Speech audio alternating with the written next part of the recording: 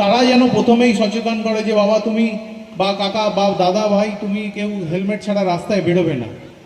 এর উদ্দেশ্য একটাই, যদি আপনারা জানেন হেলমেটটা কেন পরতে বলা হয়, কোনো অ্যাক্সিডেন্ট হলে যেহেতু ব্রেন হ্যামারেজটা না হয়, যাতে কোনো দুর্ঘটনা, হয়তো একটা অঙ্গ পা হাত দিকটা ছড়ে যায় বা কেটে যায় তাহলে মানুষটা বেঁচে যায়, কিন্তু যদি মাথায় আঘাত লাগে সেই মানুষটাকে বাঁচানো যায় না। সেই কারণেই আমরা হেলমেটটা পরার কথা বারবার বলি। হেলমেটে কিন্তু এই যে কেস দেয় পুলিশ, আপনাদের হয়তো মনে হয় পুলিশ হেলমেট ছাড়া কেস দিচ্ছে, সেটা কিন্তু পুলিশের উদ্দেশ্য না। উদ্দেশ্য হচ্ছে এই কেসের মাধ্যমে আপনাদের সচেতন করা, যাতে আগামী দিনে কেউ যেন হেলমেট ছাড়া রাস্তায় না বেরোয়। ঠিক সেরকমই, শুধু তো হেলমেটের ব্যাপার নয় এখানে, তাছাড়াও রয়েছে ট্রাফিক আইনগুলো মেনে চলা, যেমন সিট বেল্ট পরে গাড়ি চালানো, রাস্তায় জেব্রা ক্রসিং দিয়ে গাড়ি রাস্তায় পারাপার করা, গাড়ি কোন দিকে আসছে রেড সিগন্যাল হওয়ার পরে যখন গাড়ি পুরো থেমে যাচ্ছে তারপরেই রাস্তা পারাপার হয়। এখানে সামনেই ট্রাফিক সিগন্যাল রয়েছে প্লাস হাই রোড, এখানে প্রচুর অ্যাক্সিডেন্ট হয়।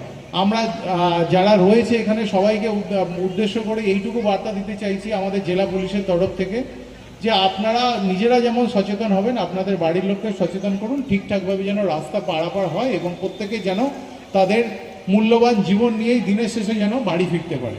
ধন্যবাদ।